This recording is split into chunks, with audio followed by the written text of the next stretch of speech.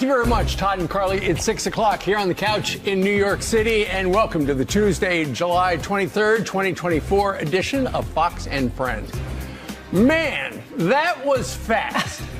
In one day, Kamala Harris has secured enough delegates to be the presumptive Democratic nominee for president without ever having to run. How convenient. This is President Biden breaks his silence, dialing into her first campaign headquarters visit. Watch this. I'm watching you, kid. I'm watching you, kid. I love you. I love you, Joe. Oh. Plus, chilling video from the shooting site in Butler, Pennsylvania, showing just how vulnerable Donald Trump was. Secret Service or anybody had sniper teams up there, this guy wouldn't have made it 5 feet up this roof. He would have been taken out. It's Congressman Eli Crane. This is the Secret Service director faces a grilling from both parties up on Capitol Hill. And Trump tells all. The former president shares why he wanted a VP Vance. When we got to know each other, he liked me maybe more than anybody liked me, and he would stick up for me, and he'd fight for the worker as much as I fight for the worker. We just had an automatic chemistry. All right, Fox and Friends starts right now. And remember, mornings are better with friends. And as we kick off this Tuesday, the spotlight is on the Vice President, Kamala Harris, who today is going to start hitting the campaign trail in Milwaukee after securing enough delegates to cinch the Democratic nomination for president. And we're anticipating President Biden return back to the White House this afternoon for the first time since announcing he won't seek re-election. Madeline Rivera is live down in Washington with the latest details for us. Hey, Maddie. Hi, guys. Good morning. Per the Associated Press, Vice President Kamala Harris now has the backing of more than 2,600 delegates. That is well more than the threshold needed to secure the Democratic nomination. Harris says it was her home state of California that helped push her campaign over the top. The delegates' endorsements are not binding, and they can still change their minds. The party says it will hold its virtual roll call to select its presidential nominee by August 7th. Regardless, their support does signify the Democrats' desire to move on and come together after the president's widely panned debate performance left them in disarray. Harris's visit to Milwaukee today is her first battleground state stop since announcing her presidential bid. Her campaign says she will highlight the choice facing Wisconsinites between Donald Trump, the convicted felon who would drag this country backwards, and her brighter vision for the future where our freedoms are protected and every American has a fair shot. Her team says they've raised more than $100 million in the last roughly 48 hours. On Monday, Harris met with the campaign at their headquarters in Wilmington, Delaware. The president called into that meeting as well, where he told the staff to embrace Harris. So let me be real clear. We're still fighting in this fight together. I'm not going anywhere. And I want you to know you've always had my back, and I promise you I will always have your back. And I'm anxious for you all to hear from Kamala. The president returns to the White House this afternoon. He has no public events on his schedule as he recovers from COVID-19. Guys, back to you. So he's over COVID, right, Maddie? Well, according to his physician, they say his symptoms have almost completely resolved, Steve. So we will see what he will do over the next coming days. He is still set to meet with Israeli Prime Minister Benjamin Netanyahu on Thursday. That's as far as we know. Yeah, I know we're going to talk. Thanks so much, Maddie. I know we're going to talk about it later, but to have no official, no vice president, no president show up when Bibi Netanyahu lands, no secretary of state. Unbelievable. Ultimate disrespect. Also, if you want to just be selfish for a second, if you want the Jewish vote, if you care about that, why don't you take some time and look presidential? Hey, I'm going to go say hello to the prime minister. Instead, she wouldn't even show up as they gavel in the joint session of Congress.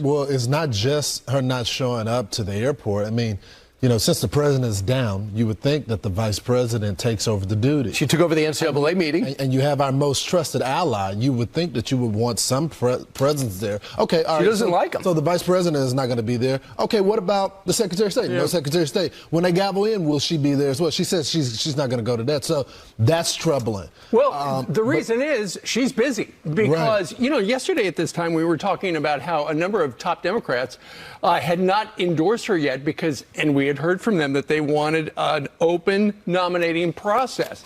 where there would be a number of names out there. And in fact, the name Mark Kelly was offered up. Oh, you know what? He's going to make a bid for it. Well, in the end, though, Kamala Harris, was quite cagey and sprinted to try to convince as many Democrats to essentially give her the nod. It was very well choreographed. In the 30 hours after Joe Biden dropped out, she made hundreds of calls to senators, members of Congress, and governors, and she was able to line up 186 Democratic members of Congress, 43 senators, and 23 governors, and had enough verbal commitments to cinch the nomination, which is what she wanted to do, and she did it. Well, Axios has a great headline. It's over. Why it matters. Because it never began. That's right. This has all changed the landscape of the 2024 election in a matter of 24 hours. It is so bizarre to watch this process play out. And many are saying on our network last night, I was watching, they're saying the Democrats lied and lied and lied. They knew that President Biden was not capable to run this country, and they knew this was going to happen. And they were going to put Kamala in, and it worked. Right. So here is the vice president. So get this. She said, everyone, you can keep your jobs. I'm going to keep the headquarters in Delaware. I'm going to keep the heads of the Biden-Harris team together now that it's Harris fill in the blank. And then she gets a call from Charlie's Angels. It was a call. Charlie, it was all of a sudden to say, hey, the president's not there. But yet his voice was on speakerphone like it's 1977. Listen. We love Joe and Jill. We really do. They truly are like family to us. So do we. And we do. Everybody here does. It's mutual. I knew you were still there. You're not going anywhere, Joe. I'm watching you, kid. I'm watching you, kid. I love you. I love you, Joe. You're not going anywhere. They just pushed you out, dude. Can we talk about how terrible the president of the United States sounds right now? That he may be over COVID, allegedly, or may have had COVID, but the way he sounds, it's like he's getting worse and worse. Mm-hmm. And I don't understand why we still haven't had a full medical briefing on the condition of the president. Everybody's talking about Ronnie Jackson looking at the former president after he covered 3 president. But what about this doctor and his connections to the Biden family? Number 2, I've never seen a more rigged process. It's not like all these elected officials had a choice. Kamala was going to be the person. You couldn't go against her. And it's like the Democrats haven't learned anything. She's the unvetted. She is the Democratic presidential nominee almost, not technically until August 7th. No debate, and no one voted for her. Right. And, you know, to your point earlier, essentially, Joe Biden was knifed in the back by the top Democrats. And the New York Post has got an exclusive this morning talking to somebody close to the Biden family. And it says essentially that there was a palace coup and they threatened Joe Biden directly. They said, we're going to remove you via the 25th Amendment because apparently, they have known for 2 years, top Democrats have known for 2 years that Joe Biden is declining. And Nancy Pelosi, remember she said vaguely, you know, let's see what he decides. Apparently, she went to him and she said, you've got to go. Now, you can do it the easy way or you can do it the hard way. They gave him 3 weeks and he was not budging. And so she came out and she said, listen, you're going to lose and you're going to drag us all down. She showed him the poll numbers. She talked about his legacy. And she said, we are going to start going public tomorrow saying you got to go. And you know what? He decided to go. Schumer, and this according to this one story, I haven't seen it anywhere else. Schumer was the good cop. She was the bad cop. Schumer 8 days ago went and visited him. They hugged it out and said, it's time, you know, take it easy. Let's just turn the page. Evidently yesterday, abruptly, to the surprise of many, including the vehicle in which he used to get the word out, he went on X and said, I'm out. He wasn't even using X, right. You know? So people say, you know, why are you using that? And everybody was caught by surprise except for a handful of people. So now Kamala moves up to the number 1 spot. and now she's looking for a number 2. Well, Nancy Pelosi did endorse her, but there's a flashback, right? Late last night. There's a flashback. Back in September, she was on with Anderson Cooper. Remember, he said, do you think Kamala Harris is the best running mate for this president? And she went on to say, well, that's what matters, that this was his pick, and she's very politically astute. And then she goes on to say, Anderson's asking, well, why hasn't she done anything, basically? And she says, well, she's the vice president. That's the job description. You don't do that much. Right. And also, Jamie Raskin had something similar to say about her and how she's doing at her job. But we're going to forget about all that and turn the page. She's the best thing ever. And let's go pick a number 2, and it should probably be a white guy. Yeah, so there's this vetting material has already been sent. Eric Holder is the one that is conducting all these pre-interviews, all the vetting of them. As you know, he's the former Attorney General of the United States. You got Governor Roy Cooper from North Carolina. You got Mark Kelly, swing state, Arizona, astronaut, Josh Shapiro, who's very popular in Pennsylvania, Gretchen Whitmer from Michigan, and you got 2 women. Could you imagine a ticket with 2 women? Tim Walz and J.B. Pritzker. It's going to be interesting. Where's Andy Bashir? Yeah, you know what? Because you know he can't win Kentucky, so why take him out of there? Well, he apparently, Kamala Harris, called him right after Joe Biden dropped out, and they chewed the fat over we don't know what. He said he has not been asked to submit any vetting material yet. But, Lawrence, to your point, former AG, Eric Holder is going to be vetting them. So you know what? They've got to do this quickly. They've got to do this fast and furious. Yep. Right. I just don't understand why Andy Bashir is not on. He's the one who scares me the most. Because they need a swing stater. They need somebody from a swing state. This is the guy that can get Republicans to vote for him. Very moderate, has Republican parents. Guy can speak well, not too far to the left. When you got Kamala Harris, is way far to the left. So wait a second. You could have Republican parents and raise a Democrat? That's exactly impossible. But the other thing is Jesse Waters, opposite. Yeah, that's true too. But the thing is, he is not liked by the left. Unbelievable. Andy Bashir is not liked by the left. That's the problem. Plus, it's not a swing state, like Brian said. And, it's not a swing state. And Governor Shapiro in Pennsylvania, but we'll see how that goes. Meanwhile, the attack plan for Kamala Harris against Donald Trump is pretty clear. I'm the prosecutor, and he's the criminal. More moderate than you think. You know, one thing that I noticed about Kamala is that she is a former prosecutor. So now you have a former prosecutor versus a convicted felon. That's something that I like. She's a prosecutor, and so I love the idea that we have a prosecutor defending democracy and the rule of law against a convicted felon. That she is going to get out there just like she's doing today and make her case to the American people. She is the perfect person to prosecute the case against Donald Trump. You know, people, asking if America's ready for a prosecutor. I mean, is America ready for, somebody with all of the criminal charges that Donald Trump has? You can always tell when they've handed out the talking points because they go on TV and they all say the same thing. While she's prosecuting stuff, can she get to the bottom of who concealed the information about the president not being up to the task? I mean, the cabinet members that didn't have meetings, that were given talking points before the briefings of those cabinet meetings, that everything was scripted out. Can she get to the bottom of that? He was convicted in a court in New York City. Right. They hate Donald Trump. He could have stolen a cheese sandwich and they would try to put him in prison. So what happens when it's overturned? Are they still going to use that as a... Well, they are for right now. And Nancy Pelosi herself said yesterday, I know Kamala has known some bad hombres that she's prosecuted. However, I know Donald Trump, and we must make sure he's never elected. So that's what we're going to hear from now through the convention and beyond. But on the court case, Donald Trump is filing to have those all those fines taken down that he was convicted of in civil court. He filed that yesterday, about over 100 pages on why they're ridiculous. And hopefully this appeals court will take it up. And just watching the convicted felon thing, because they're re-examining that New York case with this after the Supreme Court came down with their view of immunity and the presidency, because anything that he was accused of happened while he was president. So let's see what happens regarding that. Meanwhile, Donald Trump and his running mate, J.D. Vance, sat down with our own Jesse Waters. It was the first interview where they were together, and it was also the first on-camera interview with former president after he was almost murdered on TV. Here's a soundbite. It was a great interview that Jesse did. Here's the former president talking about why he picked that guy, Mr. Vance. Why did you pick J.D. Vance?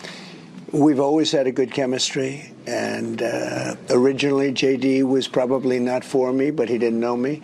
And then when we got to know each other, he liked me maybe more than anybody liked me, and he would stick up for me, and he'd fight for the worker as much as I fight for the worker. We just had an automatic chemistry. When you got the call and found out, what did your wife say? Well, he asked to speak to my wife, actually, which I was very appreciative of, and so was she. But she was just kind of flabbergasted. When the president called me, I don't know if you remember this, sir, but my kid was talking in the background about Pokemon cards. I'm like, oh, for the love of God, 7-year-old kid, if you've ever been quiet, be quiet now. And the president's like, put him on speakerphone. And so you read off the truth that was at the actual announcement that he was nominating me to be vice president. And he says, what do you think about that? And my son goes, oh, it's good. It's good. It's good. Kids are smart. Right. Is that the candidate you like or the one you don't like, Dad? Well, I do think that if there was any candidate in the race that is probably shares the ideas more and that is part of the MAGA movement, is J.D. Vance. So it's not surprising that they already have this chemistry. And they seem to move very well together in flow. Doesn't look like J.D. is going to try to outshine Trump, which could be a problem if you're a candidate that is already looking for your moment. So we'll see what happens. But here's the thing. They have to redo their battle plan now. Now it's Trump against Kamala, not Vance against Kamala, who yesterday said, I'm a little disappointed. I thought I'd have a chance to get it. We'll find out who he's going to be matched up against and if these debates take place. He's been watching tape? But I'm not sure they take place either. But yeah, well, I mean, we'll see. We'll see who needs it. Judging by some of the polls about the projected matchup, Trump's got 5 to 8 points ahead in almost every poll. Meanwhile, straight ahead, Secret Service Director Kimberly Cheadle admitting on Capitol Hill yesterday that her team failed to protect former President Donald Trump during his campaign rally in Pennsylvania last Saturday. The Secret Service's solemn mission is to protect our nation's leaders. On July 13th, we failed. As a director of the United States Secret Service, I take full responsibility for any security lapse of our agency. C.B. Cotton is in Butler, Pennsylvania with the latest on the investigation. C.B. Hi, good morning, Ainsley. Well, a bipartisan group of lawmakers from the House Homeland Security Committee has now done something that Secret Service Director Kimberly Cheadle has yet to do, and that is visit the rally site here behind me where former President Donald Trump survived an assassination attempt. Some of the lawmakers were even able to get on top of the roof that gunman Thomas Crooks fired from, and they did this, they said, without using any kind of equipment. The committee's chairman, Mark Green, also told Fox that he learned a water tower overlooking the rally site was never used by law enforcement for security purposes, leaving he and others stunned. It's not that steep at all. We just had a 70-year-old man back here climb up on the roof easily. See that water tower behind me? Had Secret Service or anybody had sniper teams up there, this guy wouldn't have made it 5 feet up this roof. He would have been taken out. As House Homeland Security Committee members were in Butler, Pennsylvania, Secret Service Director Kimberly Cheadle was subpoenaed to appear before the House Judiciary Committee yesterday, where she was questioned for more than 4 hours. Cheadle confirmed the building Crooks fired from was outside the security perimeter, and she said there was, quote, overwatch on that building, but she wouldn't go into specifics on what that overwatch entailed. The bipartisan group of lawmakers calling for Cheadle's resignation is growing, but she previously said she doesn't plan to leave. And during yesterday's hearing, she said no one else at the Secret Service had been fired for what's being called a botched security during the July 13th rally. Once it's concluded, you're prepared to fire the people on the ground who made poor decisions that day. I'm prepared to take the actions necessary. No, that's nonsense. Are you prepared to fire them? I don't have an answer as to whether. Well, then how can there be accountability? That's a great question. Today, the House Homeland Security Committee will hold a hearing of its own. Secret Service Director Kimberly Cheadle, FBI Director Christopher Wray, and DHS Secretary Alejandro Mayorkas have all declined their invitations to attend. Back to you. CB, thank you very much. Last week, we telegraphed exactly what she was going to say. We said that she would defer to the FBI. She's going to say it's an open investigation. Talk to the FBI. We'll let you know what happens. But the fundamental question question that everybody asked in different ways was so simple. How could the world's premier law enforcement agency allow a 20-year-old with a gun to get on a roof and squeeze off a shot at the former president of the United States? And she had no answers. But she didn't really want. She was smug. She was arrogant. She was dismissive. She put no effort into her answers. She never visited the site. She never talked to the agents. She didn't find. She didn't know. She still says, I don't know about the ladder. Over the weekend, they said there was no ladder. They got up on the air conditioner and they got up there. How did she not even know that? And she made up some story about a slope on a roof. It's virtually flat. You saw Eli Crane sitting on there, a former sniper, Navy SEAL. Yeah. So here's the problem. That's him. So she goes, no comment on this because it's an active investigation. But don't go out there doing interviews with reporters, giving them information, and then when members of Congress start checking her on the information, hasn't talked to the agency 72 hours afterwards, doesn't go to the scene as Brian noted, and then basic information of timing, what took place, who is over advanced, why did you allow the sniper tool to come inside of the rangefinder, to come into just basic information. So, she didn't know. So I had it on, as y'all did probably too, every TV in my house. So every room I went in, I was constantly hearing this lady. Right. She was being grilled by Democrats and Republicans. And some of it's hard to watch, but someone died as a result of the failure of the Secret Service.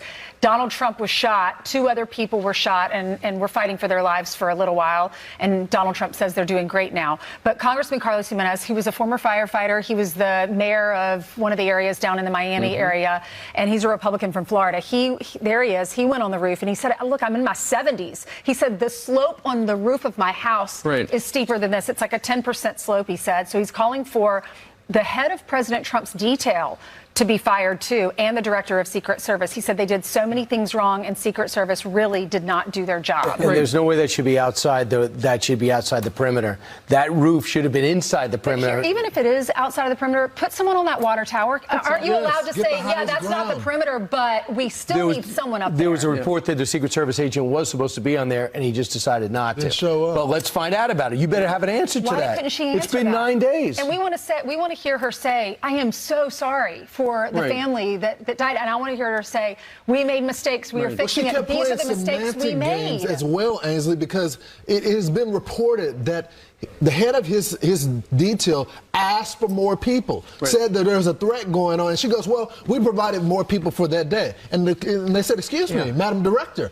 has there been multiple requests? Well, I don't want to get into that. Are you kidding me? Well, I think part of it, Lawrence, is the fact that she thought, the way she was briefed by the lawyers at the Secret Service, you give one detail about what they're working on in the investigation, you got to give all of them. So she didn't give any. And that's why the Democrat from New York, Dan Goldman, said, essentially, why did you answer more questions when you did that interview with ABC than you're going to do with us in front of the U.S. Congress? Bipartisan outrage. Who was Secret Service under Ronald Reagan? Because that person got fired. Yeah. Or quit. He resigned. And one of the congressmen said, do you know what he did? And she said he stayed on. And they said, no, he actually resigned. Well, at the end of it, they sent a letter. Comer and Raskin sent a letter to her saying, you got to quit. That's Democrats and Republicans together on this. It was a bad show. All right, straight ahead. Democrats basically hand the presidential nomination to Kamala Harris, but wasn't she a key player in the cover-up of President Biden's health? We have a very bold and vibrant president in Joe Biden. Joe Biden is very much alive and running for re-election. Oh, really? He's alive. Where is But he's not running for re-election. And we can't find him or seen him. Hook her up to a lie detector. We're going to talk to former presidential speechwriter Bill McGurn coming up next. All right, coming up on 6:30 here in New York, Israeli Prime Minister Benjamin Netanyahu, easy for me to say, arriving in Washington yesterday, but was not greeted by the president, the vice president, or the secretary of state. Carly Shimkus was not there either, but she joins us right now with more on Netanyahu's Washington visit and nobody at the airport. Yeah, good morning to you, Steve. That is right. Benjamin Netanyahu arrived in Washington yesterday with no greeting from President Biden, who is still in Delaware this morning until he returns to the White House later this afternoon. Netanyahu is scheduled to address Congress tomorrow before meeting with the president on Thursday to discuss a possible ceasefire and hostage release agreement in Gaza. Vice President Harris will not preside over the prime minister's address, but will hold a private meeting with him where she reportedly plans to, quote, reiterate her commitment to Israel's security and right to defend itself, but will also convey her view that it is time for the war to end in a way where Israel is secure, all hostages are released, and the Palestinian people can enjoy their right to dignity, freedom, and self-determination. Prime Minister Netanyahu also reportedly requested an in-person meeting with former President Trump. Trump has reportedly not yet agreed to that meeting, but also has not outright rejected the idea. Now, protesters could be seen near Netanyahu's hotel in Washington, D.C. yesterday. Capitol Police say they anticipate more demonstrations and, as a result, have increased security. There is also a growing number of House Democrats who are planning to boycott Netanyahu's address. As Congresswoman Pramila Jayapal tells Axios, the boycott, quote, will be large, and that there are a lot of people upset by Netanyahu's visit, also a lot of people in support of it. Ainsley? All right. Thank you so much, Carly. You're very welcome. Just one day after Biden drops out of the race, Kamala Harris officially securing enough delegates to become her party's nominee for president, skipping the entire primary process, sailing into the role without ever even having to run. What is the Democratic Party doing to the American voter and the system that we are supposed to trust? Fox News contributor and former presidential speechwriter Bill McGurn joins us now. Bill, I never thought we would see something like this happen in America. A lot of America feels duped. They feel very defeated because the process didn't play out the way that it should in a republic. How do you feel? Well, it never played out right from the start because the 14 million people who voted for Joe Biden in the Democratic primaries, they had his health issues kept from them. So they didn't really get a fair vote. And there was a huge amount of people in the Democratic Party, might have been 70%, who wanted a different candidate, which presumably includes a large chunk of those 14 million. But now we have them, coordinating the second most unpopular person in the party, Kamala Harris. So it's really beyond me. I think the delegates just didn't want to fight at the convention. Yeah. Bari Weiss with the Free Press, she has this article, The Era of the Noble Lie. And she writes, it's not just that they knew about Biden's condition and lied about it. They knew they were lying and believed they could dupe their supporters at least through November 5th, 2024. Now we are faced with the fact that the very same people who last month insisted that Biden was at the top of his game have now shoved him into some Delaware basement and are sporting Harris 24 sweatshirts. How are we supposed to believe anything they say? And that is the question I ask you. How can we believe this party, the party that's supposed to be the party of democracy? Yeah, Barry's right. Look, no one participated more in this charade than Kamala Harris. She's number two. She knew what Joe Biden's real condition was, and she was happy to keep it from the American people. I think there are Democrats, President Obama, one of them, who wanted, with Joe Biden withdrawn, they wanted a competitive process to select the next president or the next nominee. The problem is, because of identity politics, who's going to run against Kamala? Who's going to, in the Democratic Party, is going to say it's good for my career to stand in the way of the first Black American female president? I think that's why we had no candidates. And plus, who wants to clean up Joe Biden's mess? Yeah. So we got Kamala, who had to withdraw from the 2019 primaries without a single vote. Yeah, I mean, Bill, how are the people in the middle? How are the independents feeling about all of this? Because I know the right, they love Donald Trump and they love the conservative values that he brings to the table. The left, you have Hollywood. They're raising tons of money for Kamala Harris right now. They're jumping for joy, so excited they have a new candidate, and they hate Donald Trump so much. But the folks in the middle, do they see what's happening here, that we were lied to? Well, we don't know yet. Right now, there's going to be a rush to redefine Kamala Harris. The Republicans want to do it before she gets too far into the campaign, and the Democrats want to do it today. But it seems to me she's got two problems. She's got the baggage of Joe's policies from Afghanistan to inflation. And then on top of that, Joe Biden could at least say